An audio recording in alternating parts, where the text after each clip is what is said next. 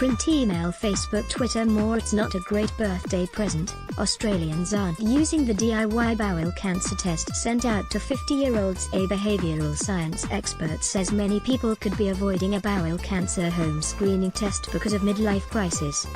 The decision was made to send their test kit out to people not long after their 50th birthdays. Professor of Public Health at Sydney University Kirsten McCaffrey told 7.30. It's not a great birthday present. Health authorities are disappointed that only 39% of Australians sent the potentially life-saving test kit are using them. A similar test in the UK had a rate well over 50%. Professor McCaffrey has questioned the decision to target Australians as soon as they turn 50. Anecdotally, I know of many people who say they received their test just after their 50th birthday when they were having a bit of an existential crisis about turning 50, and it tipped them into avoidance, she said. Using test a no-brainer. The Cancer Institute of NSW concedes it's a topic many people find distasteful. Inherently, bowel cancer is about bowels, and bowels are also about poo, and the test is about sticking a little stick in poo and posting it off to the government, Institute Chief Executive Officer Professor David Currow said. That's challenging. But the case for doing the test is overwhelming. It's, in the words, a no-brainer, said Dr. Tony Rahman, a gastroenterologist at Brisbane's Prince Charles Hospital.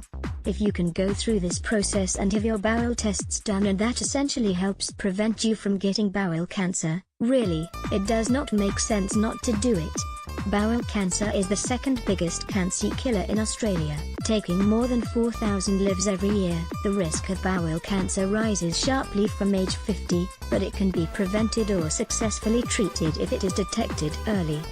If you pick up the early stages, you can actually cure it at that moment in time, Dr. Tony Rahman explained. The early stages refers to a small precancerous growth or polyp in the bowel. People with these polyps are unlikely to have any symptoms, but the home screening test can identify those at risk.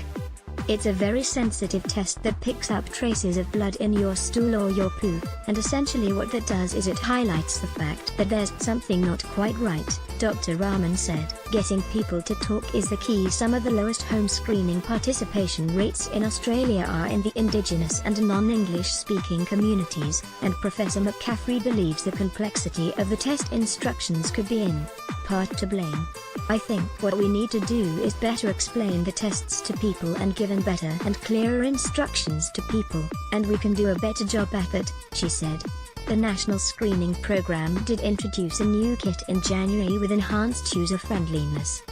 The Cancer Institute of NSW says the key to boosting participation in the home screening program is to get people to talk about it. We've used focus groups to try and understand both the barriers and the enablers, Professor Currow said. The most important enabler is that if people have had a conversation with someone that they trust and whose opinion they value, their participation rate goes up. Print, email, Facebook, Twitter.